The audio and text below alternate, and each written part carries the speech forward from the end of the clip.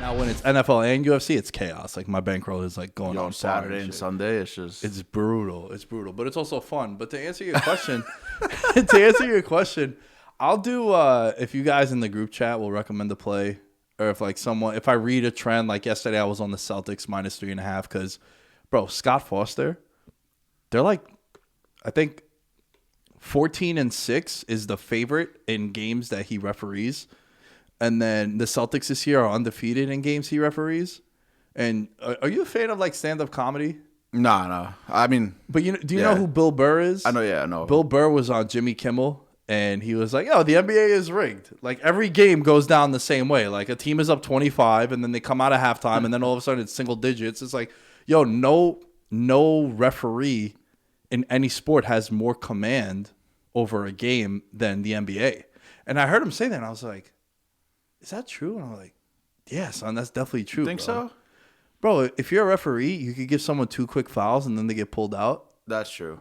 Or you can have them foul out. But I know from playing DFS and shit, or even from like betting on props, like I'll take a Joel Embiid over, and then with like 9 minutes left in the first quarter, he picks up his second foul, and you're like, all right, well, he's going to be on the bench now for 9 minutes. Yeah, you just and then you just get donated before the game goes. Do you buy into that kind of stuff?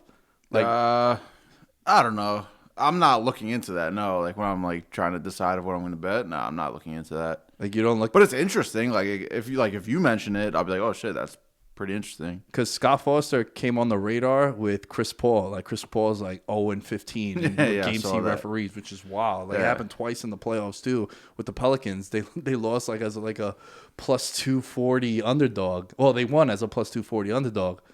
But I think with the NBA, the reason why they get it the worst is because you had that referee go rogue, Tim Donaghy. Right. Many years back with the betting.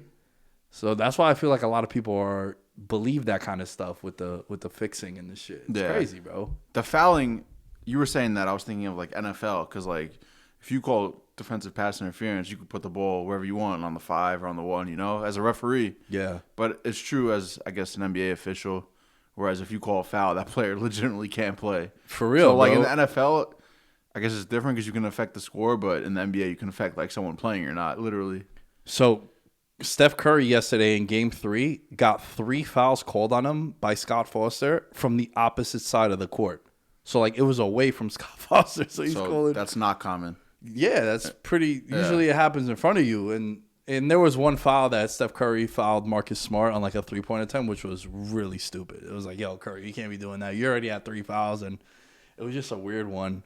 But it's funny reading some of the things of people like with the conspiracies and whatnot. Now with sports betting being more legalized. Oh, it's everywhere. I took the train the other day for like the first time in a while. MGM is stapled everywhere, like betting partner of the Knicks, like get your action on here and everything. So, bro, everyone is gambling. The handles for the state are out of control. Well, you know who the betting capital of the world is now, right? Probably New York. New York City, baby. New York State. New York State, yeah. No state gets more action. Yeah. And think about it, for so long it was neglected and they didn't want it.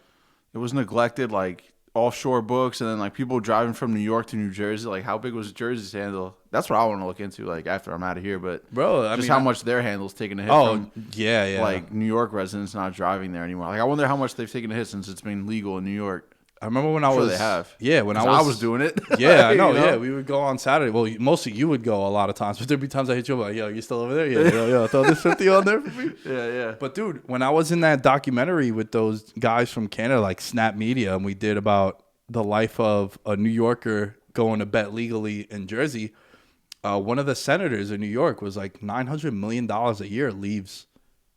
So that's just like the money that New Yorkers were spending going into Jersey. And that's only probably like city people. Like, imagine upstate now. Like, and that's also just not everybody. Tracking people with actual like hard copy tickets. Right. How many people were like you that would use the app? Or like me when I would just go into the rest stop. That's what I did. I was going over like on the Palisades, pulling over in the gas station and making a U-turn. Vince Lombardi Way, baby. Yeah. Pull up over there.